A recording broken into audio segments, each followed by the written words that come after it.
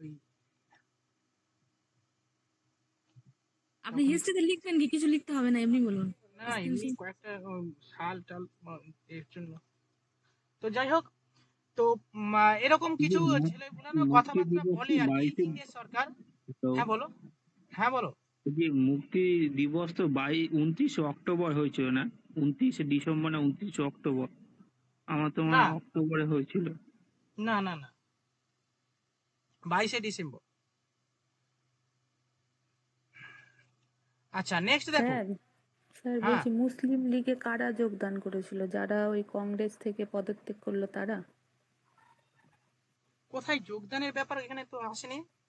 পদত্যাগ করে না মুসলিম লীগে কেউ। আচ্ছা আচ্ছা, এই দেখো ওই পদত্যাগ করা জায়গাটা মানে কি। বুঝতে পারলাম না। হ্যাঁ ওই হ্যাঁ, জায়গাটা বুঝতে পেরেছি। পদত্যাগ করা মানে কি এরকম নয় যে কংগ্রেস থেকে পদত্যাগ করে সে মুসলিম লীগে ঢুকে যায়, এরকম নয়। অ্যাকচুয়ালি কংগ্রেস হচ্ছে কি করলো, মানে কংগ্রেসের যে মন্ত্রিসভা ছিল, মন্ত্রিসভা থেকে মন্ত্রিসভায় দেখো, যেমন ধরো ওই আমাদের এখন ধরো আচ্ছা রাজ্য সরকার বলবো না, কারণ রাজ্য সরকার হলে অনেকে রেগে যেতে পারে, অনেকে মানে এ আছে বলবে হ্যাঁ স্যার এরকম বলছে। আমি বলি সেন্ট্রাল গভর্নমেন্টের ধরো, সেন্ট্রাল গভর্নমেন্টে বিজেপি হচ্ছে এখন শাসক দল আছে। একটা সর্ব মানে কোনো একটা প্রস্তাব বলছে সর্বসম্মতিক্রমে একটা প্রস্তাব নিলে সেইটা হচ্ছে কার্যকর হবে। যেমন বলা হলো যে আমার চলো চীনের সঙ্গে যুদ্ধ করা হবে, যুদ্ধ করা হবে। তো তোমাদের সবার মতামত দরকার। বিজেপি সরকার, ইন্ডিয়া সরকারে যারা রয়েছে বলছে এর সঙ্গে আলোচনা করব না, কংগ্রেসের সঙ্গে আলোচনা করব না। না করে কংগ্রেসের সঙ্গে আলোচনা না করে বিজেপি সরকার হঠাৎ মানে চীনের সঙ্গে যুদ্ধ ঘোষণা করে দিল।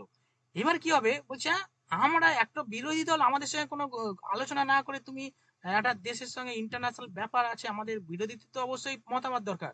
তুমি না যে আলোচনা না করে আমাদের সঙ্গে তুমি যুদ্ধ করে দিলে, আমরা থাকবো না তোমার দলে, ঠিক আছে, মানে তোমার দলে থাকবো না মানে কি, আমরা পদত্যাগ করব, ঠিক আছে।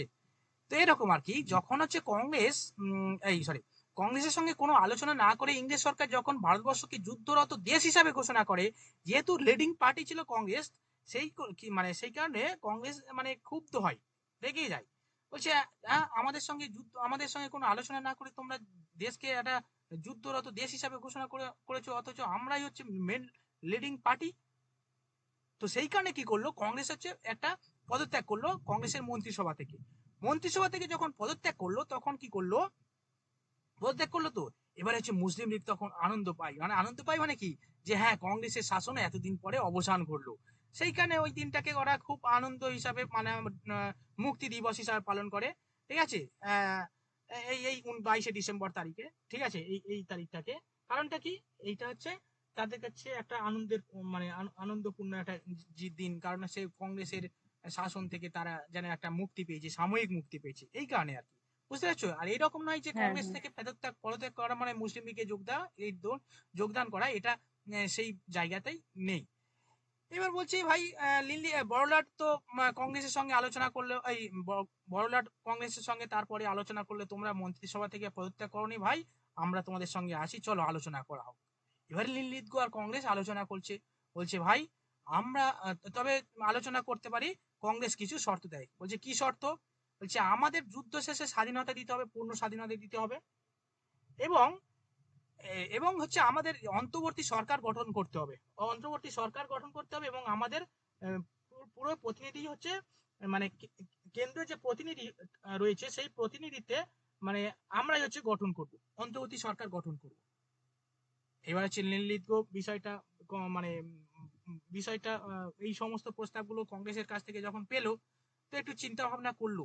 চিন্তা ভাবনা করার পরে বলছে ভাই ঠিক আছে, তোমাদের কথা আমি ভেবে দেখছি। তার পরবর্তীকালে লিনলিথ গো 8ই আগস্ট মানে আগস্ট মাসে একটা অফার দেয় কংগ্রেসকে, বলছে ভাই আমি তোমাদের একটা অফার দিচ্ছি, ঠিক আছে। কি অফার? এইটাই হচ্ছে আগস্ট অফার নামে পরিচিত। কি অফার? মানে তোমরা আমাদের যুদ্ধের সঙ্গে আমাদের সঙ্গে তোমরা সহযোগিতা করবে এবং আমি তোমাদেরকে অফার দিচ্ছি। কি অফার? এই অর্থাৎ 8ই আগস্ট লিনলিথ গো একটা কিছু প্রস্তাব দেয় কংগ্রেসের কাছে, যেটা আগস্ট অফার নামে পরিচিত। এই আগস্ট অফার কি কি? বলছে তোমাদের যুদ্ধ শেষ হয়ে গেলে আমি তোমাদের সঙ্গে তোমাদেরকে স্বায়ত্ত শাসন দেব, নাম্বার ওয়ান কন্ডিশন। কি বলছে লিলিত গো এই আগস্ট অফারে? কি বলছে? যে যুদ্ধ শেষ হয়ে গেলে আমি তোমাদের ডোমেইন স্ট্যাটাস দেব, অর্থাৎ ডোমিনিয়ন, যে ভারতকে একটা ডোমিনিয়নের স্ট্যাটাস, এই স্ট্যাটাসটা ইংরেজ সরকার ভারতকে দেবে। ঠিক আছে, 2 নম্বর স্ট্যাটাস কি, 2 নম্বর হচ্ছে কন্ডিশন কি বলছে, বলছে বড়লাটের যে কার্যনির্বাহী সমিতি রয়েছে, বড়লাটের যে কার্যনির্বাহী সমিতি রয়েছে, এই কার্যনির্বাহী সমিতিতে ভারতীয়দের সদস্য সংখ্যা বৃদ্ধি করা হবে। 3 নম্বর কি বলছে, 3 নম্বর বলছে নীললিখিত বলছে যে ভারতীয় যে প্রতিনিধি রয়েছে, যুদ্ধের শেষে একটা যুদ্ধের শেষে একটা গণপরিষদ গঠন করা হবে। ডোমেইন স্ট্যাটাস তো দেয়া হবে, সঙ্গে একটা কি হবে, গণপরিষদ গঠন করা হবে। অনেকে বলছে স্যার গণপরিষদটা আবার কি? গণপরিষদ মানে হচ্ছে সংবিধান রচনা হবে। ঠিক আছে, অর্থাৎ এই গণপরিষদ গঠনের কথাও, যে এই যুদ্ধের শেষে যে গণপরিষদ গঠনের কথা হবে, এবং এটাও কিন্তু এই আগস্ট অফারে বলে দেওয়া হয়। ঠিক আছে, এবং আর কি বলা হয়, যে আরো বলা হয় যে এখানে মুসলিম লীগ এবং এবং হচ্ছে অন্যান্য যে ছোট ছোট দল রয়েছে, তারা যদি মনে করে, তারা তাদের নিজস্ব স্বাধীনতা দেয়া হবে। ঠিক আছে, এবং সেখানে যারা সংখ্যালঘু ছিল তাদেরকেও একটা একটা চাবিকাঠি দেওয়া হয়, বলছে হ্যাঁ তোমরা স্বায়ত্ত শাসন লাভ করতে পারো, এই কথাটাও লিনলিথগো বলে দেয়। অর্থাৎ এইগুলো হচ্ছে আগস্ট অফারের মধ্যে ছিল। অর্থাৎ এই আগস্ট অফারে অনেকগুলো অফার ছিল। কি কি অফার ছিল, যে লিখে নিয়েছো তো যেগুলো বললাম? না স্যার, শুনছি তো। আচ্ছা শুনছো, আচ্ছা তাড়াতাড়ি লিখে নাও, তারপরে আবার বলবো। লেখো আগস্ট, 8ই আগস্ট, 8ই আগস্ট, 8ই আগস্ট 1940 তো? হ্যাঁ 8ই আগস্ট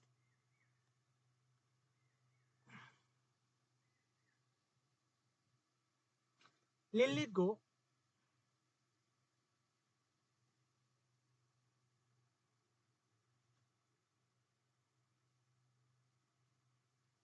যে প্রস্তাব দেন, স্যার কি নাম বললেন? লিনলিথগো, আচ্ছা আমি একটু বানানটা লিখে দিই। ওটা লিন ইনবক্সে লিখে দিয়েছি আমি, দেখো ওখানে আছে। দেখে নাও তো ইনবক্সে। লিনলিথগো, লসই দন্তেন্ন, লসই থ গৌকা, Linlithgow August offer, August offer বা আগস্ট ঘোষণা করেন। ঠিক আছে, আগস্ট অফারের যে শর্তগুলো ছিল কয়েকটা লেখো। নাম্বার 1 লেখো, যুদ্ধ স্যার আরেকবার শেষে, বলুন।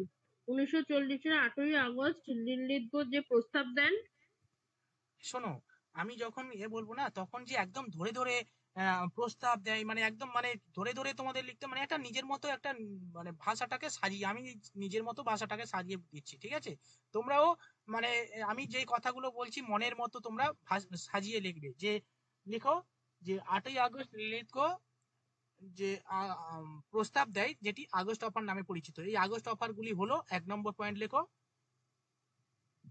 যুদ্ধ শেষে ভারতকে ডোমিনিয়ন এর মর্যাদা দেওয়া হবে। যুদ্ধ শেষে ভারতকে ডোমিনিয়নের মর্যাদা দেওয়া হবে।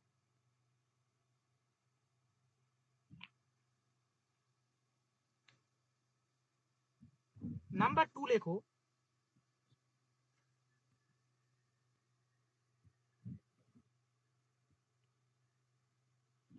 বড়লাটের কার্যনির্বাহী সমিতিতে, বড়লাটের কার্যনির্বাহী সমিতিতে সদস্য সংখ্যা বৃদ্ধি করা হবে, সদস্য সংখ্যা বৃদ্ধি করা হবে।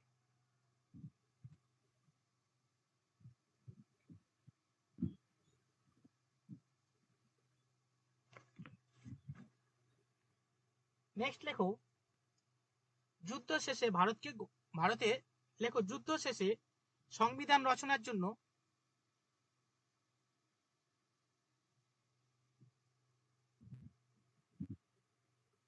সংবিধান রচনার জন্য একটি গণপরিষদ গঠন করা হবে।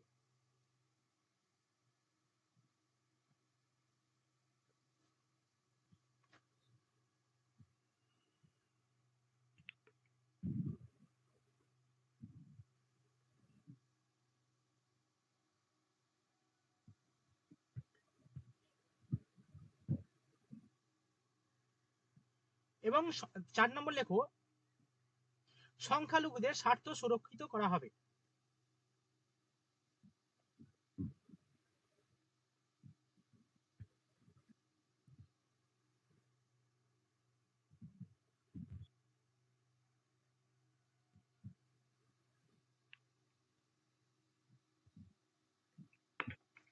হয়েছে, সংখ্যালঘুদের স্বার্থ সুরক্ষিত করা হবে। এই হচ্ছে আগস্ট অফার। এই আগস্ট অফার যে সমস্ত অফার গুলো দিয়েছিল, এগুলো কংগ্রেস ঠিকঠাক ভাবে মেনে নিতে পারেনি এবং হচ্ছে খুবই ক্ষুব্ধ হয়, অসন্তুষ্ট হয়, বলছে না এ কি ডোমেইন স্ট্যাটাস দেবে, এ তো সেই আমাদের সেই কি বলবো জওয়াহরলাল নেহরু, হ্যাঁ মানে খুব ক্ষুব্ধ হয় এবং কংগ্রেসের সমস্ত নেতৃবৃন্দ ডোমেইন স্ট্যাটাস কি, আমাদের পূর্ণ স্বাধীনতা বলেছি আর তুমি পূর্ণ স্বাধীনতা না দিয়ে ডোমেইন স্ট্যাটাস দিচ্ছ। হ্যাঁ, 80,000 80,000 স্কুল শিক্ষক নিয়োগ হওয়ার কথা, এসব বলে আর 2,000 যদি নিয়োগ করে তো স্বাভাবিক তো রাগ হবে। তো এরকম আর কি, স্বাধীনতা চেয়েছি, পূর্ণ স্বাধীনতা, তুমি দিচ্ছ হচ্ছে ডোমেন স্ট্যাটাস। এটা কংগ্রেস মেনে নিতে পারেনি, ক্ষুব্ধ হয়, খুবই হতাশ হয়। তো কংগ্রেস হতাশ হয়, তো কি করবে বলছে, কংগ্রেস হতাশ হওয়ার পরে পরবর্তীকালে তো বলছে এখন ইংরেজদের বিরুদ্ধে কি আর যুদ্ধ করব, বলছে না থাক, কংগ্রেস তো মানে তখন তো গান্ধীজি তো একটু কংগ্রেসের, এই কংগ্রেস বলছি ইংরেজদের একটু হয়েছিল যে ইংরেজরা বিপদে পড়েছে, এদেরকে বেশি চাপ দেওয়া হবে না, আমরা অত কঠিন হৃদয় না, ঠিক আছে।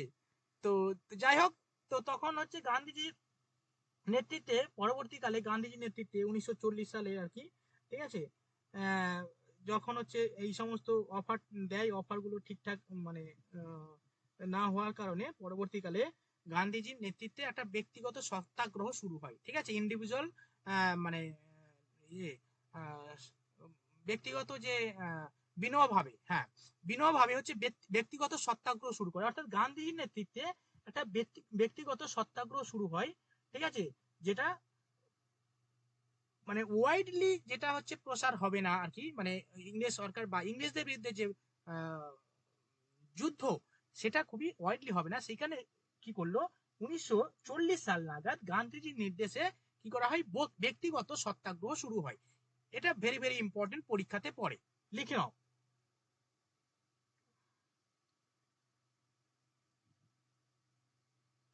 দেখো, 17ই অক্টোবর 1940 সালে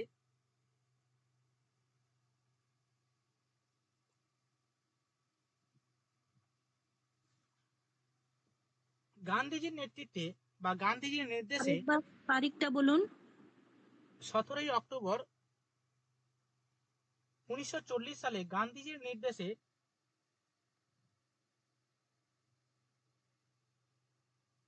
বিনোবা ভাবে ব্যক্তিগত সত্যাগ্রহ কর্মসূচি গ্রহণ করে।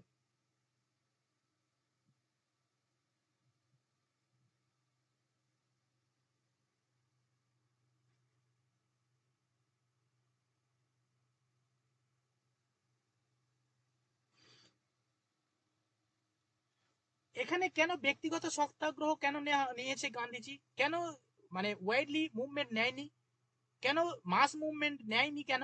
কারণটা হচ্ছে গান্ধীজি, আমি বললাম যে গান্ধীজি একটু ইংরেজদের প্রতি একটু দুর্বল হৃদয় ছিল, যে ইংরেজরা যাতে কষ্ট না পায়, ইংরেজরা যাতে প্রবলেমে না পড়ে, সেই কারণে কি করলো, ইন্ডিভিজুয়ালি সত্যাগ্রহ শুরু করে, ঠিক আছে। তারা চেয়েছিল যে ইংরেজের বিপদ, কেন ইংরেজের বিপদের দিন, কারণ হচ্ছে তারা তো যুদ্ধে পড়ে গেছে, তাদেরকে তারা সাহায্যের জন্য আমাদেরকে মানে হাতে পায়ে ধরছে, তো তাদেরকে আমি বেশি কষ্ট দেব না, আমরা হচ্ছে ইন্ডিভিজুয়ালি সত্যাগ্রহ শুরু করব। গান্ধীর নেতৃত্বে বিনয় ভাবে বলছে ঠিক আছে তুমি শুরু করে দাও ইন্ডিভিজুয়াল সত্যাগ্রহ।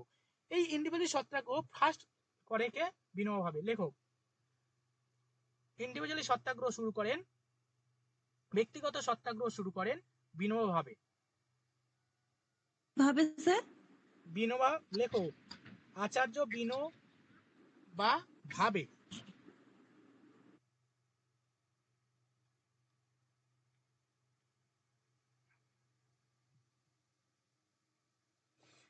হয়েছে, এর পরবর্তীকালে বিনোবা ভাবেকে হচ্ছে মানে ইংরেজরা হচ্ছে আবার ব্যক্তিগত সত্যাগ্রহ শুরু করার কারণে ইংরেজরা তাকে আবার জেলে জেলে ধরে নেয় আর কি, বলছে বলছে তুমি আমাদের বিপদের দিনে তুমি আবার এই সত্যাগ্রহ শুরু করেছো, ইয়া কি আমার জায়গা খুঁজে দাওনি, বলে হচ্ছে ওকে গ্রেপ্তার করে। ঠিক আছে, তো গ্রেপ্তার করে যাওয়ার পরে এরপরে হচ্ছে আবার বল্লভভাই প্যাটেল আর আবার জওহরলাল নেহরু এরাও ব্যক্তিগত সত্যাগ্রহ শুরু করে। ঠিক আছে, এবং এদেরকেও আবার জওহরলাল নেহরু এবং বল্লভভাই প্যাটেলকে এদেরকেও আবার ওই ইয়ে করে, জেলে ঢুকিয়ে দেয় আর কি। আচ্ছা, তোমরা আমাদের আমাদের বিপদের দিনে তোমরা এইসব আন্দোলন করছো, একদম করা যাবে না।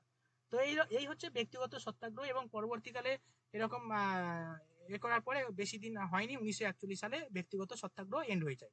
ঠিক আছে, তো চলো স্যার এবার হচ্ছে, তাহলে স্যার বলছি তাহলে ব্যক্তিগত সত্যাগ্রহ প্রথম বিনোবা ভাবেই শুরু করেছিলেন? হ্যাঁ, প্রথম বিনয় ভাবে শুরু করেছে। পরীক্ষাতে আসে যে ব্যক্তিগত সত্যাগ্রহ প্রথম কে শুরু করেন, লেখক বিনয় ভাবে, এটা পরীক্ষাতে আসে, ভেরি ভেরি ইম্পর্টেন্ট।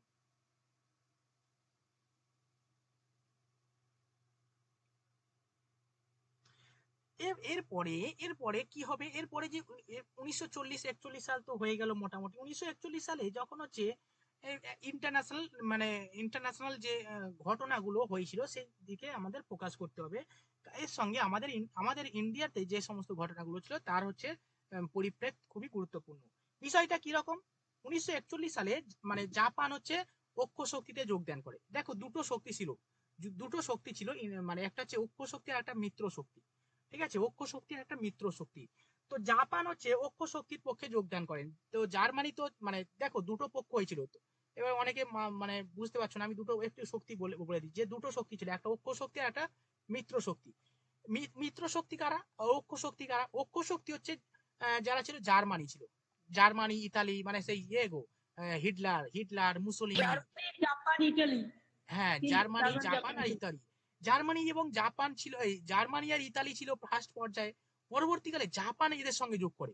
ঠিক আছে, 1941 সালে বলছে জাপান ওই অক্ষ শক্তির সঙ্গে যোগ যোগ দিয়ে দেয়, এবং অক্ষ শক্তির সঙ্গে যোগ দেওয়ার কারণে এই জাপান কি হলো, মানে অক্ষ শক্তি শক্তিশালী শক্তিশালী হয়। এবং মিত্র শক্তির মধ্যে কারা ছিল? মিত্র শক্তির মধ্যে ছিল সাধারণত আমেরিকা ছিল, আমেরিকা রুজভেল্ট ছিল, স্যার তারপর ইংল্যান্ড ইংল্যান্ড চায়না ছিল। France America, England France America. হ্যাঁ হ্যাঁ, একটু হ্যাঁ, আমেরিকা ছিল, চায়না ছিল, আচ্ছা ইংল্যান্ড ছিল, এরা হচ্ছে অক্ষ শক্তি এই মিত্র শক্তির মধ্যে ছিল। এবার কি হলো, তাহলে বিষয়টা বুঝতে পারলে যে ভারতও তো মিত্র শক্তিতে ছিল। দেখো ভারত, ভারত কোনো শক্তিতে ছিল না, নিরপেক্ষ ছিল ভারত। ভারত কোনো শক্তিতে ছিল না। ব্যাপারটা কি রকম, কোহেলি তুমি কারোর সঙ্গে ঝগড়া করছো, ঠিক আছে, ধরো কোহেলি নার্গিস সঙ্গে ঝগড়া করছে, নার্গিসের দলবল তো অনেক, নার্গিসের সঙ্গে অনেকে রয়েছে, ঠিক আছে, সংলাপ রয়েছে, চয়নিকা রয়েছে, পায়েল রয়েছে। হ্যাঁ, বলছে হ্যাঁ আমার সঙ্গে যুদ্ধ করবে, কোহেলি একা পড়ে গেছে, বলছে কোহেলি আবার দলকে ডাকলো, টুম্পা ভাই আমার পাশে থাকো, আমি বিপদে পড়েছি, নার্গিস এই দিক থেকে কামান মারবে, তুমি আমাকে রক্ষা করো। ঠিক আছে, টুম্পা বলে হ্যাঁ আমি তোমাকে রক্ষা করবো, তুমি আমাকে সাহায্য করবে, কি কি কেন তোমাকে সাহায্য করবো, তুমি আমাকে কিছু হেল্প করো। এরকম আর কি, বিষয়টা হচ্ছে এরকম যে কোহেলি আর হচ্ছে নার্গিস এরা দুই প্রতিদ্বন্দ্বী, মানে একটা অক্ষ শক্তি আর একটা মিত্র শক্তি। ইংল্যান্ড মানে ব্রিটিশ, এরা মিত্র শক্তির মধ্যে পড়েছে। এবার ব্রিটিশ সরকার তো ভারতবর্ষে মানে সারা পৃথিবীতে অনেক ঔপনিবেশিক শক্তি ছিল। তো তারা বলছে যে ভাই আমরা বিপদে পড়েছি, তোমাদের সঙ্গে তোমাদের তোমরা হচ্ছে ভারতে তারা ঔপনিবেশিক সাহিত্য মানে ঔপনিবেশিকতা করে, তো আর ভারতবর্ষ যেহেতু আছে সেইখানে ভারতবর্ষের জনগণকে তারা ওদের সঙ্গে যুক্ত করার চেষ্টা করেছিল আর কি। ঠিক আছে, এবং সেই পরিপ্রেক্ষিতে কিছুটা হলেও অবশ্যই ভারতবর্ষ আহ এদেরকে এ করেছিল আর কি, সংযুক্ত করেছিল, কিন্তু ডাইরেক্টলি ইন্ডিয়া কোনো বিশ্বযুদ্ধের সঙ্গে ডাইরেক্টলি কোনো ইনভলভ ছিল না, এদেরকে জড়িয়ে দেওয়া হয়েছিল। ঠিক আছে, তো এরকম আর কি। এই অবস্থায় 1941 সালে যখন জাপান মিত্র অক্ষ শক্তিতে যোগদান করে, জাপান তো এদিক থেকে সবাইকে দখল করে, মানে জাপান এই সাউথ ইস্ট এশিয়ার সমস্ত দেশগুলোকে আস্তে আস্তে দখল করে। কোনগুলো? সাধারণত মালয়েশিয়া, ইন্দোনেশিয়া, ঠিক আছে, মানে থেকে শুরু করে ফিলিপাইন্স, এই সমস্ত অঞ্চলগুলো জাপান আস্তে আস্তে দখল করে, এবং দখল করে করে ওই দিক থেকে ওই কোন থেকে আসছে, মানে ফিলিপাইন্স, ইন্দোনেশিয়া, মালয়েশিয়া, এই সমস্ত অঞ্চলগুলো দখল করতে করতে ইন্ডিয়ার দিকে ধেয়ে আসছে। বলছে ভাই এই দিকে এবারে আমাদের পালা। এবার নেতাজি সুভাষচন্দ্র বোস হচ্ছে তো খুব আনন্দিত হয় যে হ্যাঁ এইবারে হচ্ছে, কারণটা কি, বলছে এই দিক থেকে ইংরেজরা আসছে, মানে ওই দিক থেকে ঐক্য শক্তি আসছে, মানে এই বিপদ, মানে এই অবস্থায় ভারতবর্ষ তো ঐক্য শক্তির সঙ্গে জড়িয়ে পড়েছে। এই অবস্থায় জাপান যদি আমাদের ইন্ডিয়াকে আক্রমণ করে আর আমরা যদি এদিক থেকে সশস্ত্র সৈন্যবাহিনী নিয়ে ভারত ইংরেজদেরকে প্রতিহত করি, তাহলে অবশ্যই ভারতবর্ষ স্বাধীনতা সংগ্রামে আবদ্ধ হবে, মানে স্বাধীনতা অর্জন করবে। নেতাজি সুভাষচন্দ্র বসু এই পরিপ্রেক্ষিতে কি করলো, বলছে ভাই ভারতে থেকে ভারতবর্ষের স্বাধীনতা সম্ভব নয়, চলো আমি বিদেশে চলে যাব। ঠিক আছে, আমি ইন্টারন্যাশনালি এই 1941 সালে নেতাজি সুভাষচন্দ্র বোস আমাদের কলকাতা থেকে এলগিন রোড থেকে হাওয়া হয়ে পালিয়ে যায় এদের চোখে ফাঁকি দিয়ে। ঠিক আছে, এই সমস্ত গল্প পরে হবে, এখন এই ভেতরে ঢুকছি না। কেন ঢুকছি না, এইটা হচ্ছে নেতাজি সুভাষচন্দ্র বোসের মানে মানে একটা পরিকল্পনা ছিল। এখানে মানে উনি ভেবেছিলেন যে এখানে থেকে অবশ্যই ভারতবর্ষের স্বাধীনতা সম্ভব না, সেই কারণে যেহেতু জাপানের সঙ্গে মানে এর প্ল্যানিং ছিল জাপানের সঙ্গে জার্মানির সঙ্গে হাত মিলিয়ে মানে ইংরেজদের বিরুদ্ধে যুদ্ধ করবে, এবং সেই কারণে তিনি জাপানে পালিয়ে যায়, এবং সেখান থেকে জাপান থেকে হিটলার বলেছে ভাই আমি আছি তোমার পাশে, জাপান আমার বন্ধু আছে, জাপানে তোমাকে পাঠিয়ে দিচ্ছি, জাপান থেকে তুমি সৈন্য টৈন্য জোগাড় করো, আমি আছি তোমার সঙ্গে। ঠিক আছে, ওই দিক থেকে পরবর্তীকালে এই সমস্ত ঘটনাগুলো ঘটেছে আমরা প্রত্যেকেই জানি। তো এর পরবর্তীকালে যখন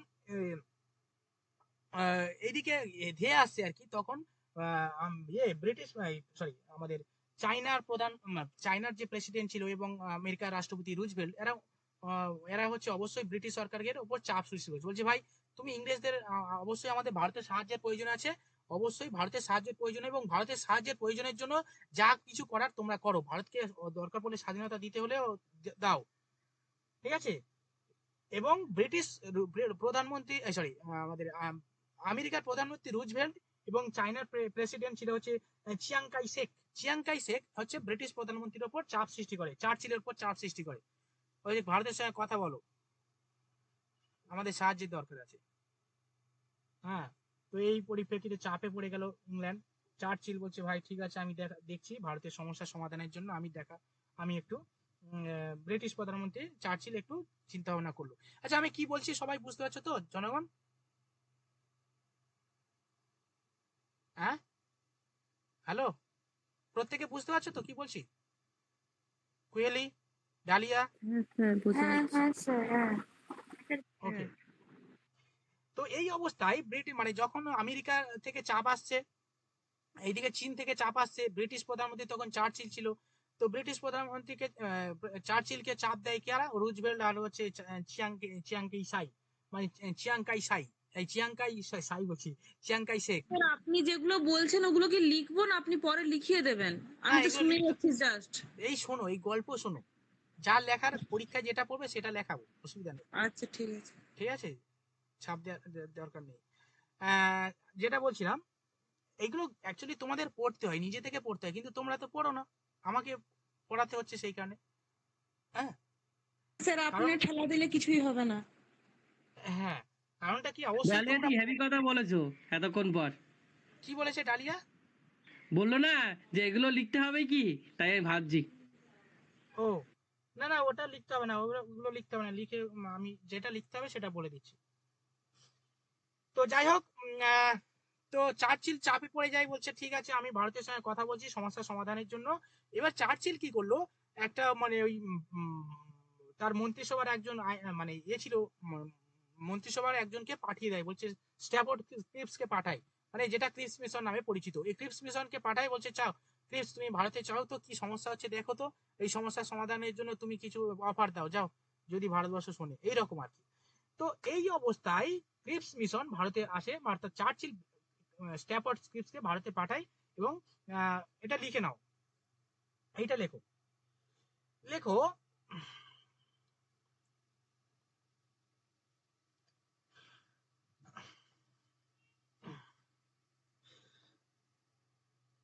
1942 সালে, লেখো 1942 সালে 23শে মার্চ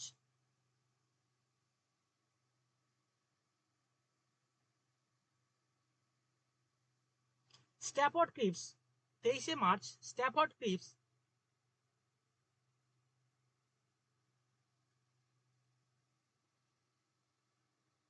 দিল্লিতে এসে পৌঁছায়, দিল্লিতে আসে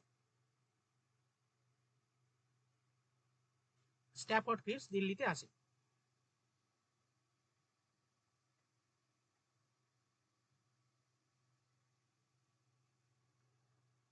হয়েছে? এবং এর 4-5 দিন পরে আর কি 29শে মার্চ ক্রিপস তার প্রস্তাব পেশ করেন। 23শে মার্চ 1940 সালে 23শে মার্চ 29শে মার্চ ক্রিপস তার প্রস্তাব পেশ করেন।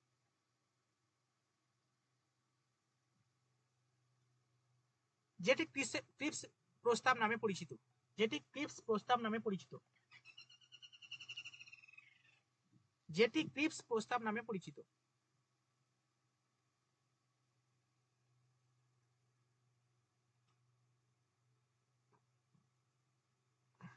হয়েছে?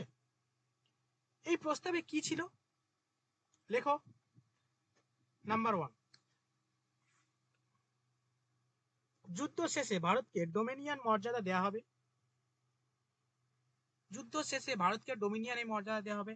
দেখো আজকের যা পড়াচ্ছি বা আজকের যা লেখাচ্ছি এগুলো খুব ওয়াইড লেভেলের কোশ্চেন হলে তখন এইগুলো পড়ে।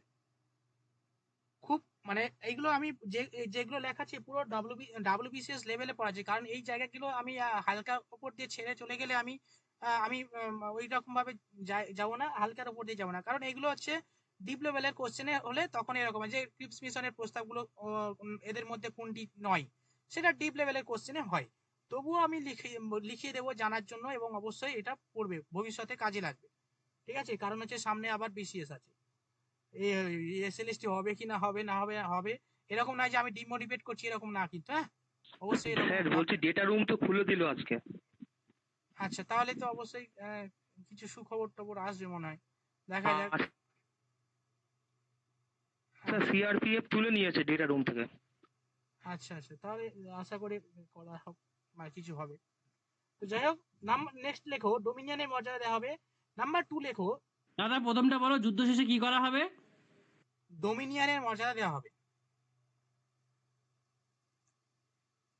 2 নম্বর লেখো যুদ্ধ শেষে ভারতীয় প্রতিনিধিদের নিয়ে সংবিধান সভা গঠন করা হবে।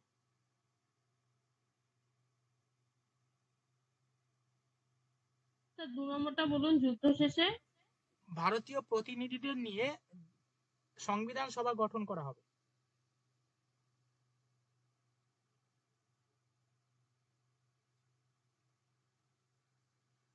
কি সভা স্যার শুনতে পাচ্ছি না, কেটে কেটে যাচ্ছে। সংবিধান সভা। সংবিধান সভা গঠন করা হবে।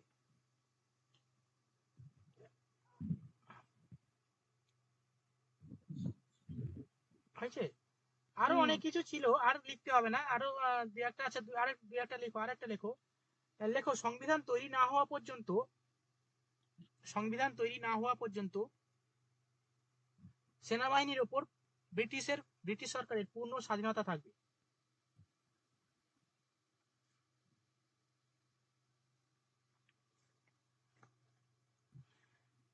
অ্যাকচুয়ালি ক্রিপস মিশন ব্যর্থ হয়, এই ছেলেগুলো না গল্প এর আগেও তো দিয়েছিল, আগস্ট অপারে দিয়েছিল। তো অ্যাকচুয়ালি কংগ্রেস এটাকে মেনে নিতে পারেনি, বা ভারতীয় নেতৃবৃন্দ যারা ছিল আর কি, কেবলমাত্র কংগ্রেস তো নেতৃবৃন্দ না, ভারতীয় নেতৃবৃন্দ যারা ছিল এই ক্রিপস মিশনটাকে গ্রহণ করেনি। ফলে কি হয়, ক্রিপস মিশন ফেল হয়, ক্রিপস মিশন ব্যর্থ হয়। এবং ক্রিপস মিশন ব্যর্থ হয়, এবং যে কারণে হচ্ছে কংগ্রেস কেন ব্যর্থ হয়, কারণ এখানে কোনো পূর্ণ স্বাধীনতার কথা বলা হয়নি। ঠিক আছে, আমাদের যে মানে প্রদেশগুলো কে আলাদা করার কথা বলা হয়, ইত্যাদি ইত্যাদি কারণে এই কংগ্রেসের এই ক্রিপস মিশন ব্যর্থ হয়। এবং গান্ধীজি এটাকে একটা হচ্ছে post dated check on the cash bank বলে উল্লেখ করেন। লিখে নাও, এই ক্রিপস মিশনকে গান্ধীজি এটা পরীক্ষায় পড়ে। এই ক্রিপস মিশনকে গান্ধীজি ফেল করা ব্যাংকের ওপর চেক কাটা সামিল বলে উল্লেখ করে।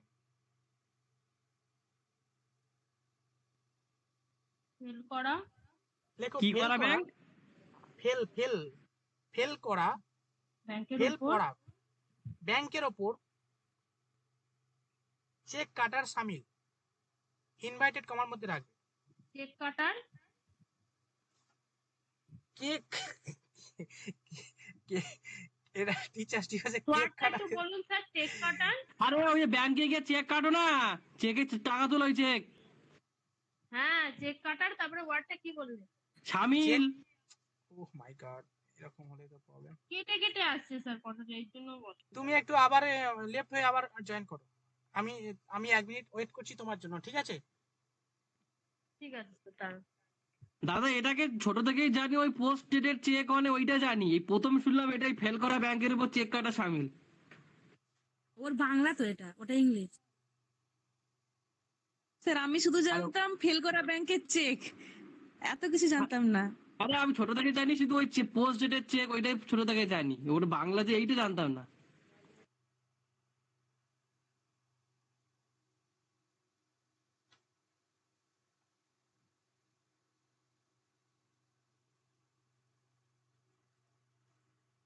হ্যাঁ, নার্গিস গুলো ভালো জানবে।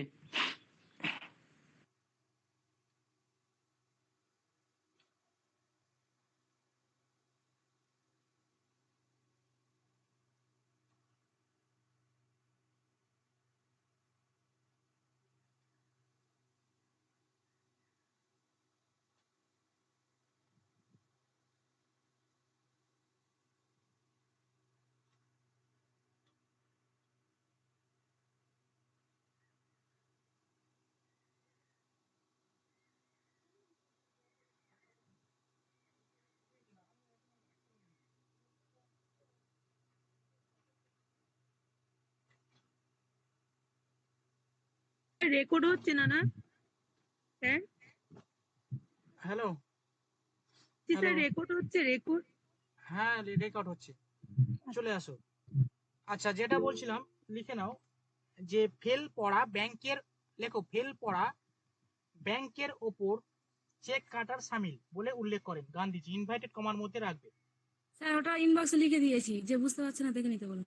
ঠিক আছে, চলো। এই এই গেল হচ্ছে ক্রিপস মিশন ব্যর্থ হয় এবং ক্রিপস মিশন ব্যাক করে, মানে ফিরে যায়। যদিও ক্রিপস ছিল গান্ধীজির বন্ধু না, জওহরলাল নেহরুর বন্ধু ছিল ক্রিপস মিশন। এই ক্রিপস মানে ক্রিপস একজন স্ট্যাফোর্ড ক্রিপস, ঠিক আছে? ওর মানে ওই লোকটার নাম ছিল স্ট্যাফোর্ড ক্রিপস। গান্ধীজি না, সরি, জওহরলাল নেহরুর বন্ধু ছিল, ঠিক আছে? তো যাই হোক, বন্ধু যাই হোক, তো ক্রিপস মিশন ব্যর্থ হয় এবং একে পাঠিয়ে দেয়। কেন বন্ধু ছিল এরা? এ তো আইনজ্ঞ ছিল, এবং জওহরলাল নেহরু তো ব্রিটেন থেকে আইন আইন পাস করে, তো পড়াশোনা একসঙ্গে করেছিলেন, সেই কারণে বন্ধু হয় আর কি, ঠিক আছে? এই হলো ক্রিপস মিশনের বিষয়। তো পরবর্তীকালে ক্রিপস মিশন ব্যর্থ হয়। যখন ক্রিপস মিশন ব্যর্থ হয়ে যাওয়ার পরে আর কি, ভারতবর্ষে তো মানে ভারতীয়দের নেতৃবৃন্দদের মধ্যে একটা হতাশা তৈরি হয়ে যায়, বলছে হ্যাঁ সবকিছু ব্যর্থ হয়, কেউ আমাদের কথা শুনছে না। তো ক্রিপস মিশন যখন ব্যর্থ হয়, সারা মানে একটা মানে এটা কি বলবো, মানে গ্যাপ তৈরি হয়ে যায় আর কি, ঠিক আছে? কিছু ইনফরমেশন লিখিয়ে দিই, তারপরে আমি বলছি। দেখো,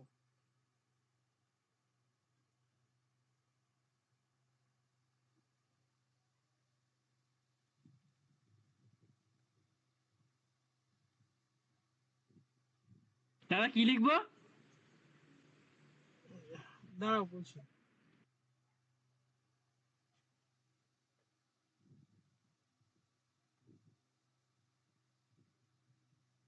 আচ্ছা, একটু লিখে নাও তো, এই যে ক্রিপস মিশনকে স্বাগত জানাই কে? লিখে নাও, লিখে নাও। রেডিকাল, লেখো মানবেন্দ্রনাথ রায়ের রেডিকাল ডেমোক্রেটিক পার্টি, মানবেন্দ্রনাথ রায়ের রেডিকাল ডেমোক্রেটিক পার্টি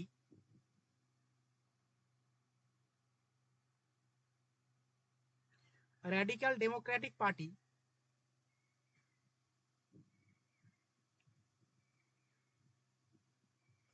ক্রিপসের প্রস্তাবকে স্বাগত জানায়।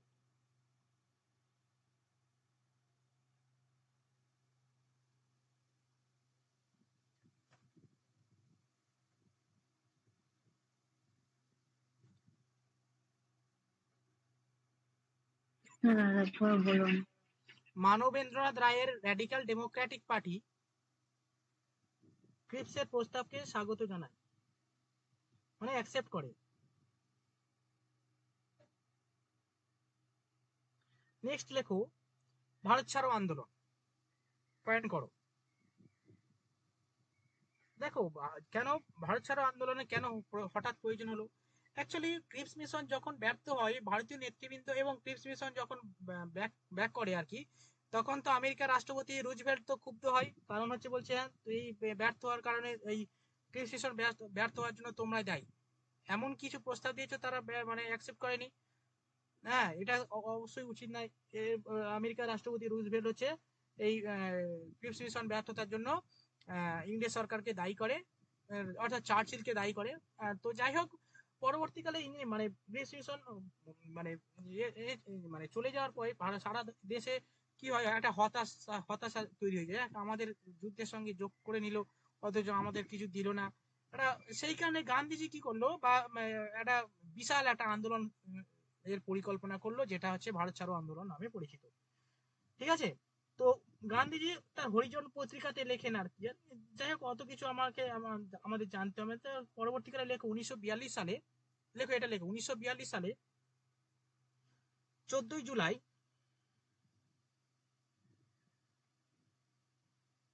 স্যার আর একবার বলুন।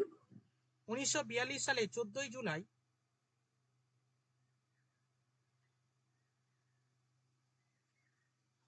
1942 সালে 14ই জুলাই কংগ্রেসের কার্যনির্বাহী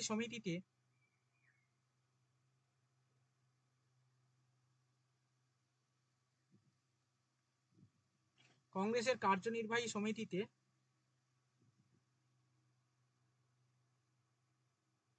ভারত ছাড়ো আন্দোলনের প্রস্তাব গ্রহণ করা হয়। ভারত ছাড়ো আন্দোলনের প্রস্তাব গ্রহণ করা হয়।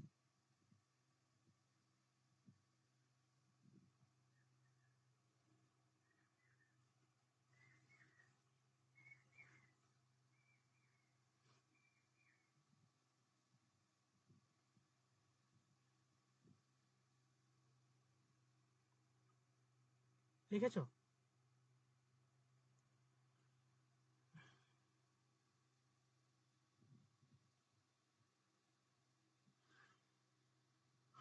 আছে?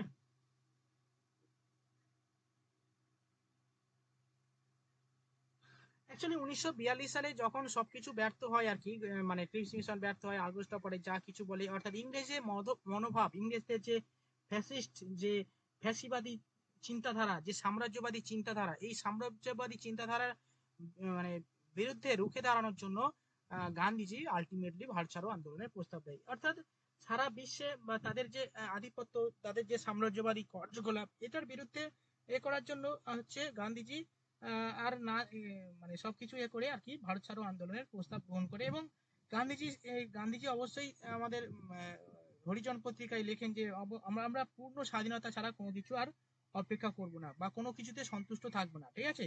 এবং তার বিখ্যাত উক্তি করেঙ্গে ইয়ে মরেঙ্গে, অর্থাৎ করবো অথবা মরবো, এই কথাটা তিনি বলেন আর কি। ঠিক আছে? এই কথাটা তোমরা লিখে নাও।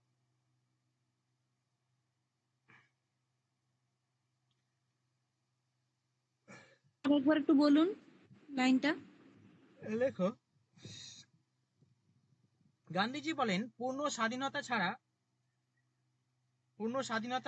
ছাড়া কোনো কিছুতেই আমি সন্তুষ্ট হব না।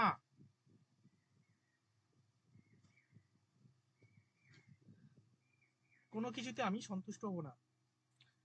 আমরা স্যার কি করব, লেফট হয়ে গেছে। অথবা মরব।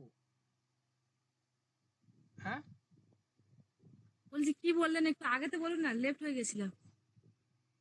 লেখো পূর্ণ স্বাধীনতা ছাড়া আমরা কোনো কিছুতে সন্তুষ্ট হব না।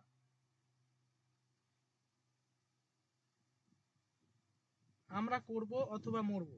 করেঙ্গে ইয়ে মরেঙ্গে।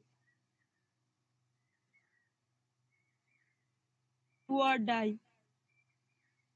হ্যাঁ, নেক্সট লেখো। দেখো তোমরা অ্যাকচুয়ালি আমি তোমাদের হ্যাঁ, আচ্ছা আচ্ছা, আমি এমনি বলছি যে তোমরা পরীক্ষা শোনো, তোমরা অনেকে দেখলাম যে একটা মানে গ্যাপ পড়ে গ্যাপ তৈরি হয়ে গেছে, মানে তোমরা হচ্ছে পড়াশোনা না করার কারণে কয়েকজনের আর কি একটু মানে গ্যাপ তৈরি হয়ে গেছে। আচ্ছা, এই মৌমিতা, এই সৌরভীটা কি করছে বলো তো? হ্যালো, স্যার ও আজকে বাইরে কোথায় গেছে, কি কাজ কাল আছে? কালকে তোমার নাম করে অফ করে হ্যাঁ দিল। স্যার, কালকে না না কালকে, হ্যাঁ সত্যি আমিও তো বসেই ছিলাম ক্লাস করার জন্য।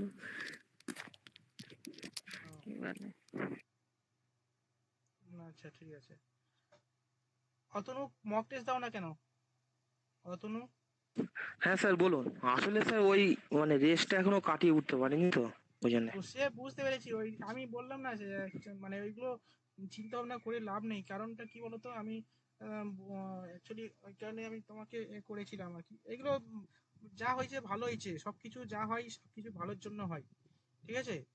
তো সেই কারণে আর ওইসব নিয়ে চিন্তা ভাবনা করবে না, মানে একটু এগিয়ে যেতে হবে, ঠিক আছে?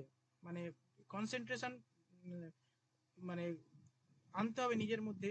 একটু একটু প্রবলেম হবে, বিভিন্ন কারণে প্রবলেম হবে, কিন্তু সেটা একটু দেখো, যে কোনো জিনিস হচ্ছে মেন্টালিটির উপর ডিপেন্ড করে, ঠিক আছে? আস্তে আস্তে সেটা দীর্ঘদিন ধরে আমরা যখন কোনো কিছু করি না, তখন হচ্ছে হ্যাবিচুয়াল হয়ে যায়। হ্যাবিচুয়াল হয়ে গেলে সেই জায়গা থেকে বেরিয়ে আসা খুব মুশকিল, খুবই কষ্ট হয় এবং খুব বেদনাদায়ক। হ্যাঁ, সেটা যে কেউ যার যে কোনো ক্ষেত্রে হোক না কেন, সেটা খুবই বেদনাদায়ক। সেই কারণে তো আমরা আহ, আহ, সেই জায়গা থেকে বেরিয়ে আসতে হবে। এবং হচ্ছে যেহেতু সামনে পরীক্ষা হবে, অনেক পরীক্ষা হবে, তো সেইখানে নিজেকে প্রিপারেশন রাখতে হবে, প্রিপেয়ার রাখতে হবে। প্রিপেয়ার রাখতে গেলে অবশ্যই মানে যেহেতু সিলেবাস তো অনেক, পড়তে হবে অল্প, মন বসবে না, ঠিক আছে? মন বসবে না, কিন্তু তুমি ক্লাসে থাকো। আমি অবশ্যই বলবো যে এই যে ক্লাসের মধ্যে অ্যাকচুয়ালি আমরা বাড়িতে থাকলে বা এ করলে না, কোন দিকে কোনটা পড়বো কি করব সেটা বুঝতে পারি না, হ্যাঁ কি না বলো? এটা সবার ক্ষেত্রে হয়, আশা হ্যাঁ করি। স্যার। হ্যাঁ, সবার ক্ষেত্রে হয়।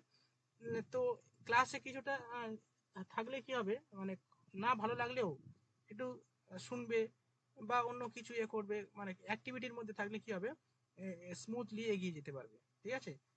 সবার ক্ষেত্রে এটা হয়, আমারও হয়, সবার ক্ষেত্রে হয়, আশা করি তোমারও হয়েছে এটা ঘটনা, ঠিক আছে? তো উম, আর এখন যে সবই তো নতুন নতুন বিষয়, নতুন বিষয় হলেও অসুবিধা নেই। আমি তোমাদের কোনগুলো পড়তে হবে কি করতে হবে সবই ধরে ধরে বলে দেবো, ঠিক আছে? অসুবিধা নেই, জাস্ট একটু টাচে রাখতে হবে। হ্যাঁ, স্যার, হ্যাঁ, কালকে যে আপনি টেস্ট নিয়েছিলেন, হ্যাঁ। ওখানে সে কোন উপকূলে মোনাজাইট পাওয়া যায়, আরে ওটা আমি তো ওগুলো মানব সে জানি হ্যাঁ, ভুল ওটা আছে, ভুল অনেকগুলো ভুল অ্যান্সার আছে। ছিল স্যার। আরে অনেকগুলো আমি ডবল করে আমি আবার ক্লিক করলাম, ঠিক আছে? সেখানে ক্লিক করে আপনি দেখলাম যে ওটাই আছে। দ্বিতীয় টেস্ট দিয়েছেন সেটাতেই তো দিয়েছি এক্সাম। দ্বিতীয়ত দেওয়ার পরে ওটাওতে ভুল হয়ে গেছে, আমি মানে বুঝতে পারছি না কেন। স্যার আমি আপনি তাহলে অ্যান্সারটার একটা কারেক্ট অ্যান্সারের পিডিএফটা দেবেন, ভুলভাল খাতায় লিখে রাখবো না হলে। না না, ভুল বলো, আমি ওইটা কারেকশন করে দেবো কালকে। আমি ওটা প্রথমে আমি তো চেক করিনি, সেকেন্ডটা কতগুলো ডাইরেক্ট ভুল চেক আছে করে ওর মধ্যে? নিলাম, দুটো না তিনটে দাদা ভুল আমি আছে। তোমাকে একটা কোশ্চেন করছি। বলছি ওই যে ভারতে উৎপন্ন বক্সাইটের 98% কোন রাজ্যে অবস্থিত? তুমি দিয়েছো মধ্যপ্রদেশ, তো ঠিক আছে? ওটা রাজস্থান হবে। ওটা ওটা ভুল উড়িষ্যা আছে। হবে। ওটা উড়িষ্যা হবে। আচ্ছা ঠিক আছে, আমি ইয়ে করে দেবো, ঠিক আছে? এখন হ্যাঁ করো। স্যার, আপনি কারেকশন করে পিডিএফটা দেবেন। হ্যাঁ, শোনো, যাই হোক, বাদ দাও ওই জায়গাটা। উম, কোথায় ছিলাম? আচ্ছা, এবার দেখো। আচ্ছা, ভারত ছাড়ো আন্দোলন তো ঘোষণা করে দিল। তো যাই হোক, পরবর্তীকালে কি হয়, 8ই আগস্ট যখন ভারত ছাড়ো আন্দোলন শেষ, মানে 8ই আগস্ট ভারত ছাড়ো আন্দোলন ঘোষণা করে, ঠিক আছে? লিখে নাও, 8ই আগস্ট ভারত ছাড়ো আন্দোলন। 1942-এর 8ই আগস্ট। হ্যাঁ,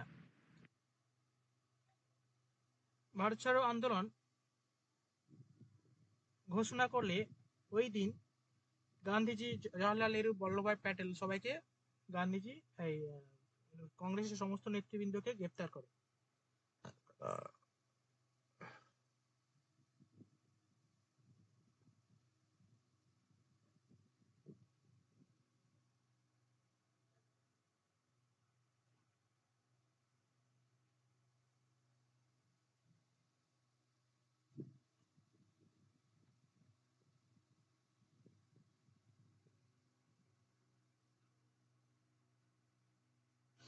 গ্রেপ্তার করা হয়েছে।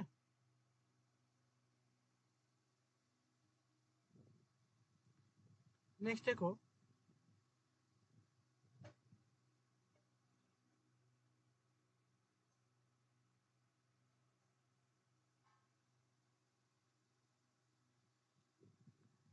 নেক্সট দেখো।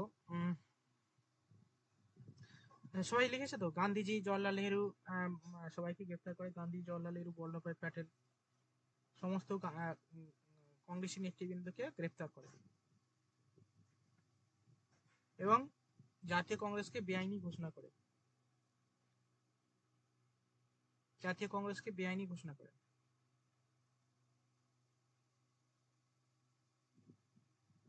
নেক্সট লেখো, আরেকটা লেখো, হরিজন পত্রিকাকে নিষিদ্ধ করে।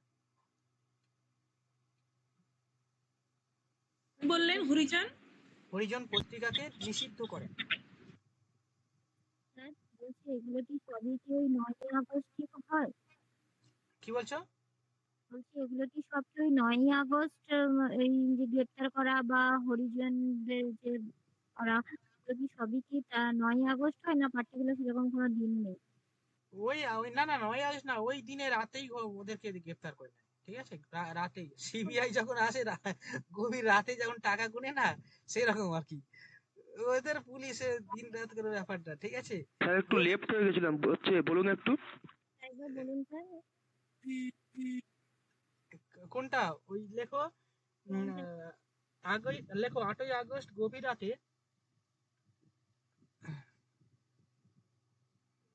মানে ভারত ছাড়ো আন্দোলন ঘোষণা করার পরে আর কি, পরেই গান্ধীজি, জওহরলাল নেহরু, বল্লভভাই প্যাটেল সহ প্রমুখ মানে কংগ্রেসের প্রথম সারি নেতাদের গ্রেপ্তার করেন ওই রাতেই।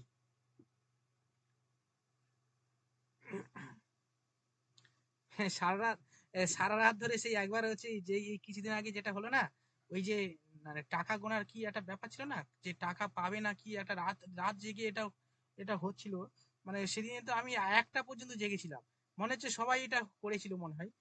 কারণ হচ্ছে ওই একটা ইয়ে ছিল, ওই কাকে ধরবে বলে একটা এরকম মানে সিবিআই কাকে ধরবে বলে একটা বিশাল রাত পর্যন্ত সেই তাকে মানে জিজ্ঞাসাবাদ করে আর কি। তো যাই হোক, সেদিন হচ্ছে এরকম ব্যাপার ছিল। তো এরকম আর কি, এরা মানে যখন ঘোষণা করে দেয় যে ভারত ছাড়ো আন্দোলন ঘোষণা করে দেয়, গান্ধীজি সহ ওই রাতে আর কি পুলিশ গান্ধীজি, বল্লভভাই প্যাটেল, মৌলানা আবুল কালাম আজাদ থেকে শুরু করে সমস্ত, বল্লভভাই প্যাটেল সমস্ত নেতৃবৃন্দকে এরা গ্রেপ্তার করে, ইংরেজরা গ্রেপ্তার করে। এবং গ্রেপ্তার করে শুধু শুধু গ্রেপ্তারই করেনি, কংগ্রেসকে বেআইনি বলে ঘোষণা করে, কংগ্রেসকে বেআইনি বলে ঘোষণা করে। এবং হচ্ছে গান্ধীজি যেখান থেকে এটা বলে আর কি,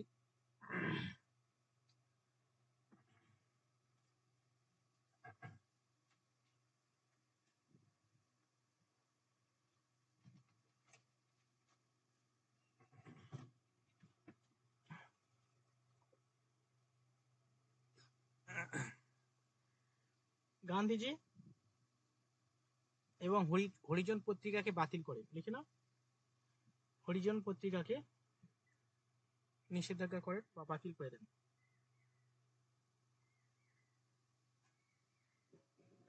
মানে বুঝতে পেরেছো? 8 তারিখে ভারত ছাড়ো আন্দোলন ঘোষণা করা হয় রাতে, ওই দিনে সমস্ত নেতৃবৃন্দকে গ্রেপ্তার করে। সারা রাত জনগণ ঘুমাচ্ছিল, সকালে উঠে দেখে না পত্রিকাতে লেখা আছে গান্ধীজি গ্রেপ্তার, বল্লভভাই প্যাটেল গ্রেপ্তার, জওহরলাল নেহরু গ্রেপ্তার, মৌলানা আবুল কালাম আজাদ গ্রেপ্তার। জনগণ তো খেপে একদম লাল হয়ে গেছে। চলো জনগণকে ছাড়াতে হবে, মানে জনগণকে না, আমাদের নেতৃবৃন্দকে ছাড়াতে হবে। তো কি করলো, এইবার হচ্ছে মাস মুভমেন্ট শুরু হয়ে গেল, সারা ভারতবর্ষ ব্যাপী শুরু হয়ে যায় বিশাল আন্দোলন। হ্যাঁ, হরতাল শুরু হয়ে যায়, বন্ধ শুরু হয়ে যায়, হ্যাঁ, মিছিল হয়, তারপরে ঘর বাড়ি ভাঙা শুরু করে দেয়, রাস্তাঘাট রেল লাইন থেকে শুরু করে, হ্যাঁ, গণবিক্ষোভ শুরু হয়ে যায়। হ্যাঁ, আমাদের নেতৃবৃন্দকে গ্রেফতার করেছে, বিশাল মানে একটা আন্দোলন সারা ভারতবর্ষ ছড়িয়ে পড়ে, যেটা হচ্ছে আমাদের শুধু ভারতবর্ষে শুধু একটা প্রান্তে সেটা মানে সেটা ছিল না, সারা ভারতবর্ষে তার মানে যেখানে ভারত সরকারি অফিস থেকে শুরু করে রেল রাস্তাঘাট থেকে শুরু করে, হ্যাঁ, সমস্ত কিছু লুণ্ঠন শুরু হয়ে যায়, টেলিগ্রাফ টেলিফোন, মানে ভারত ছাড়ো আন্দোলন মানে বুঝতে পারছো, রাস্তাঘাট হাসপাতাল থেকে শুরু করে সবকিছু ভাঙাভাঙি শুরু হয়ে যায়। এটাই ছিল ভারতবর্ষের ইতিহাসে ভারত ছাড়ো আন্দোলন। এবং আমাদের পশ্চিমবঙ্গে তো অনেক কিছু হয়েছিল, সেটা তো জানো, মাতঙ্গিনী হাজরা মেদিনীপুরে, তোমাদের জনগণ সবাই মেদিনীপুরে জনগণ আছে অনেক, সব মাতঙ্গিনী আমার হাজরা। পাশের গ্রাম। সে কি গো, ওরে বাবা, হ্যাঁ স্যার, বিশাল ব্যাপার। আমার ব্লকও শহীদ মাতঙ্গিনী ব্লক। ওরে বাবা, এ তো পুরো বংশধর আমার বসে আছি। হ্যাঁ আমার আমাদের ক্লাসে। একদম পাশাপাশি শ্বশুর বাড়ি, মানে শ্বশুর বাড়ি আর বাপের বাড়ি পাশাপাশি, একদম গ্রাম, দুটো গ্রাম পরে। তাহলে মানে আমাদের তোমার শরীরে মাতঙ্গিনী হাজরার রক্ত আছে তাই তো? এই শরীরে না, আমার ইয়ে, শরীরে কেন রক্ত থাকবে? ইস, কি বলি, পাশের এটা হচ্ছে গ্রাম বললাম তো। পাশের গ্রাম, তো গ্রামের সঙ্গে এই একই ব্যাপার। হ্যাঁ। স্যার এই ভারত ছাড়ো আন্দোলন বলুন বা স্বাধীনতা দিবসে যাই হোক না কেন, আমার বাড়ির পাশ দিয়ে ম্যানপাটি বাজিয়ে বাজিয়ে যায় ওখানে। তাই ওর ফ্যামিলির সবাই সরকারি চাকরি করে, মাতঙ্গিনী হাজরার ফ্যামিলি সবাই। মানে সেই করবে সেই না। ঘুরে ফিরে আসল জায়গাটা দখল করে নিয়েছে। হ্যাঁ পুরো সরকারি সবাই চাকরি করে, আর গ্রামটা পুরো ঝাঁ চকচকে গ্রাম একদম, অল হ্যাঁ, ফেসিলিটিস আছে। হ্যাঁ গ্রামে দেখলে ওটাকে গ্রাম বলে মনে হবে না, অল ফেসিলিটিস দিয়ে রেখেছে ওখানে। মানে কি গ্রামে সব জায়গায় ফ্রি ওয়াইফাই এরকম আছে? সেটা জানি না, মানে গ্রামটা খুবই উন্নত হয়ে গেছে আর কি। গ্রামের নাম কি মাতঙ্গিনী হাজরা? না না, ব্লকের নাম মাতঙ্গিনী। আমরা একটা ও, মাদ্রাসায় একটা পার্কও খুলে দিয়েছে, সেটা হচ্ছে কোনো টাকাও লাগে না, খুব সুন্দর হবে, একটা বেশ মাছ চাষও হয়, পার্কও আছে কোথায়? ওই মাতঙ্গিনী হাজরার ওইখানেতেই। ও, মানে কি বলেছে শুনতে পেলাম না, কি মাছ হয়েছে? চাষ হয়? মাতঙ্গিনীর হচ্ছে স্ট্যাচু করে ওইখানে একটা পার্ক খুলে দেওয়া হয়েছে সবসময়। ও, আচ্ছা। আরে মানে এই রূপনারায়ণ নদীর ধারেই কাছাকাছি। ও, যাই হোক, তো সেটা হচ্ছে আমাদের তো অবশ্যই উম, উম, পশ্চিমবঙ্গে তো গর্বের বিষয় মাতঙ্গিনী হাজরা। আহ, সে সরকারি চাকরি করবে না, এত লড়াই করে সে আর যেখানে ওকে গুলি করা হয়েছিল ওখানটাই তো আমাদের তমলুকের কোর্ট, একদমই কোর্টের পাশেই গুলি করা হয়েছিল। ওদের পিছনেই হচ্ছে ওই পার্কটা করে দিয়েছে, বিশাল স্ট্যাচু ফ্যাচু আছে ওখানে। করে পার্কে। হ্যাঁ, হ্যাঁ, তো যাই হোক, এরকম আর কি ভারতবর্ষে আমাদের মানে তোমাদের মেদিনীপুরে একটা তাম্রবৃত্ত সরকারও গঠন করেছিল। ঠিক আছে, যেমন হচ্ছে এই অজয় মুখোপাধ্যায় আর সেই আমাদের সতীশ ধারা হচ্ছে সতীশ চন্দ্র পশ্চিমবঙ্গের হচ্ছে সারা ভারতবর্ষব্যাপী এই আন্দোলনটা শুরু হয়ে যায়। তো যাই হোক, পশ্চিমবঙ্গে একটা মানে স্বতন্ত্র সরকার গঠন করার চেষ্টা করা হয়েছিল, এবং যার নেতৃত্বে দিয়েছিলেন অজয় মুখোপাধ্যায় আর হচ্ছে সুশীল চন্দ্র ধারা, সরি সতীশ না, সুশীল চন্দ্র ধারা এবং অজয় মুখোপাধ্যায় হচ্ছে এই প্রধান ওই যে তাম্রলিপ্ত সরকার এর সর্বাধিনায়ক ছিলেন। ঠিক আছে, এটা একটু লিখে নাও। ওগুলো লিখবো, হ্যাঁ বলে দিন একটু।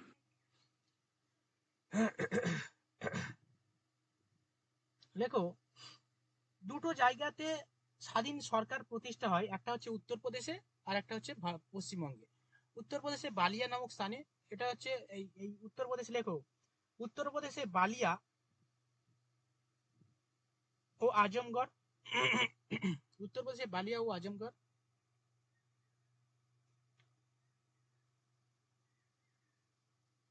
এবং পশ্চিমবঙ্গে তমলুকে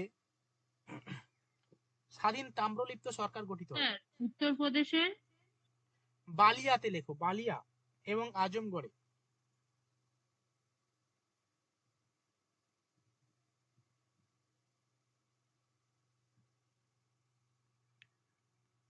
এবং পশ্চিমবঙ্গের পশ্চিমবঙ্গের তমলুকে তমলুকে স্বাধীন তাম্রলিপ্ত সরকার গঠিত হয়।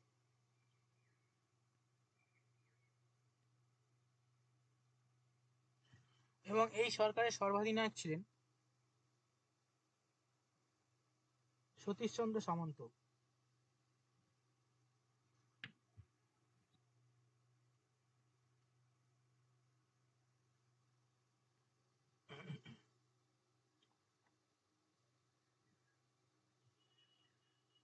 এবং তার অনুগামী ছিলেন অজয় মুখোপাধ্যায়, সর্বাধিনায়ক ছিলেন সতীশচন্দ্র সামন্ত।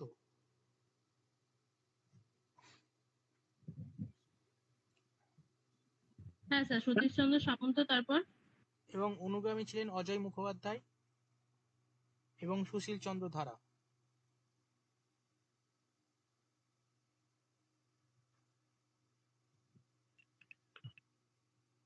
অনুগামী দুজনের নাম আরেকবার বলুন স্যার। দেখো অজয় মুখোপাধ্যায় আর সুশীল ধারা। স্যার আপনি যে বললেন ওই সর্বাধিনায়ক ছিলেন সতীশ চন্দ্র সামন্ত, উনি কি উত্তরপ্রদেশেরও যেটা ছিল ওখানকারও, মানে না দুটো জায়গারই? না না না দেখো আমি যেটা বললাম এটা শুধু পশ্চিমবঙ্গের? হ্যাঁ, তাম্রলিপ্ত সরকার হচ্ছে তমলুকি যেটা হয়েছিল ওটাই তাম্রলিপ্ত সরকার।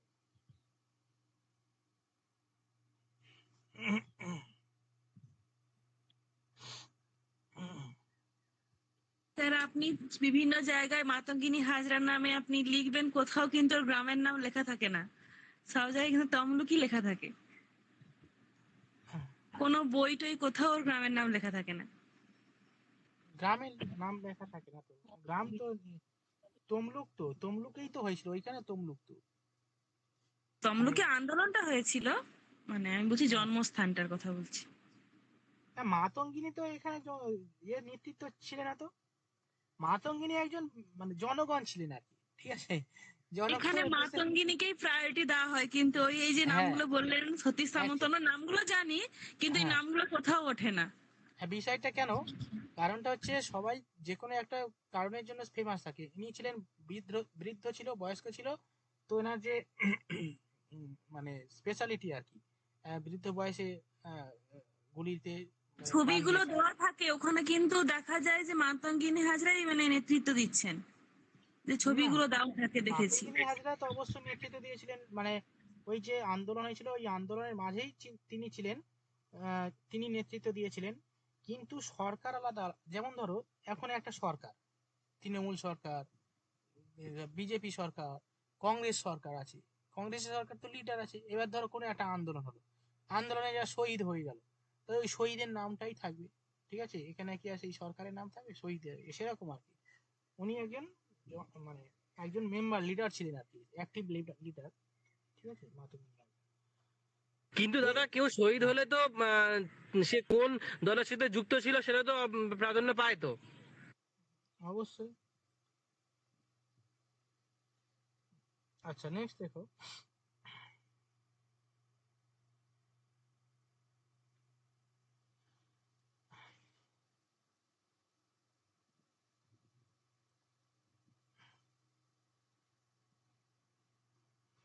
এই গেল ভারত ছাড়ো আন্দোলনের গল্প। এর পরবর্তীকালে আমরা যেটা পড়বো সেটা হচ্ছে 1945 সাল, ওয়াভেল, লর্ড ওয়াভেল, ঠিক আছে। 1945 সাল ওয়াভেল, পরের দিনে 1945 থেকে বাকিটা 1947 পর্যন্ত কমপ্লিট হয়ে যাবে, ঠিক আছে। আজকের এই পর্যন্ত থাক।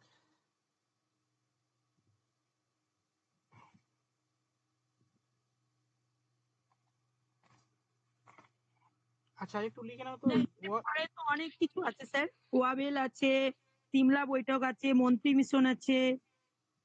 হ্যাঁ 1945 এর পর থেকে ওইগুলো হবে, ঠিক আছে। ওইগুলো পরের দিনে অনেক কিছুই আছে অবশ্যই। 1945 থেকে 50 সব থেকে বেশি গুরুত্বপূর্ণ ভাইটাল পয়েন্ট, ঠিক আছে।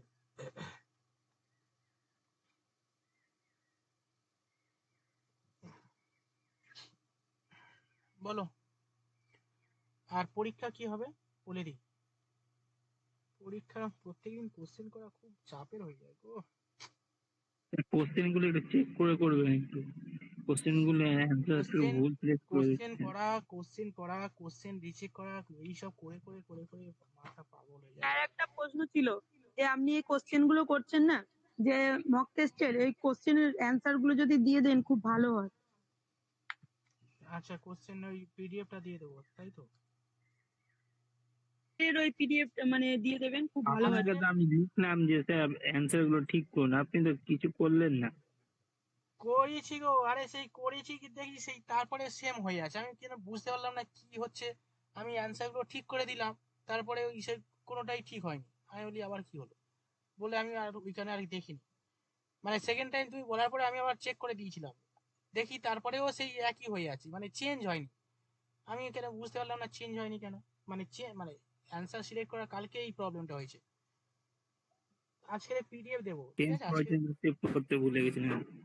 হ্যাঁ ঠিক আছে, সেভ করতে হয়তো ভুলে গেছেন। সেটা আমি দেখছি, আমি ওটা আবার পরে দেখবো, ইয়ে করে দেবো। আর আজকে পিডিএফ দেবো, আজকে ওই রকম দেবো না পিডিএফ। হ্যাঁ পিডিএফ দিয়ে দেবো আজকে, প্রবলেম হচ্ছে। হুম। স্যার আপনার ডায়মন্ড হারবার থেকে গঙ্গাসাগর কতটা ডিস্টেন্স, মানে কতক্ষণ টাইম লাগে? ডায়মন্ড হারবার থেকে গঙ্গাসাগর হচ্ছে প্রায় অনেকটা, 4 ঘন্টা থেকে 5 ঘন্টা সময় লাগবে। বাপরে। আচ্ছা। হ্যাঁ, এটা হচ্ছে একদম দ্বীপ ডায়মন্ড হারবার থেকে। আর এই ডায়মন্ড হারবার থেকে কলকাতা হচ্ছে 60 কিলোমিটার। ডায়মন্ড হারবার থেকে শিয়ালদা কলকাতা 60 কিলোমিটার, বা ধর্মতলা 60 কিলোমিটার হয়। স্যার আর আর কি লেখাবেন স্যার? হ্যাঁ, আর কি লেখাবেন না তো? না লেখাবো না আজকে আর লেখাবো না। আমার এখনো খাওয়া দাওয়া হয়নি, ওই জন্যই বলছি। ঠিক আছে, রাখুন। ঠিক আছে, খাওয়া দাওয়া করে নাও। হ্যাঁ। এত কষ্ট করছো, কষ্টের ফল তো পাবে অনেকে। দাদা আমাদের ক্লাস নেবে তো? হ্যাঁ হ্যাঁ। আর আজকের এই ইতিহাসের কোশ্চেন দেবো, আর কিছু দেখি আবার এক্সট্রা যদি কিছু দিতে পারি। তোমরা পরীক্ষা দেবে, প্রত্যেকে পরীক্ষা দেবে, মার্কস কমেন্ট করবে, ঠিক আছে? আর দেখবো কার কি কত হয়, কারণ হচ্ছে অনেকে দেয় না তো, বোঝা মুশকিল হয়। ইভলিউশনে মানে বোঝা যায় না, ইভলিউশন করা যায় না। আবার কয়েকজন নাম টাম লেখে না, সব ভুলভাল নাম লিখে সব মক টেস্ট দেয়। সুশান্ত দা, হ্যাঁ বল। বলছি ওই কেপিএস বেরোনোর কথা ছিল, কোনো আপডেট আছে? কারণ তুমি তো হেভি আপডেট থাকো, তাই জিজ্ঞাসা করছি। না, কোনো কোনো খবর নেই। পিএসসি খুব স্লো হয়ে গেছে। পিএসসি এসএসসির মতো হয়ে গেছে।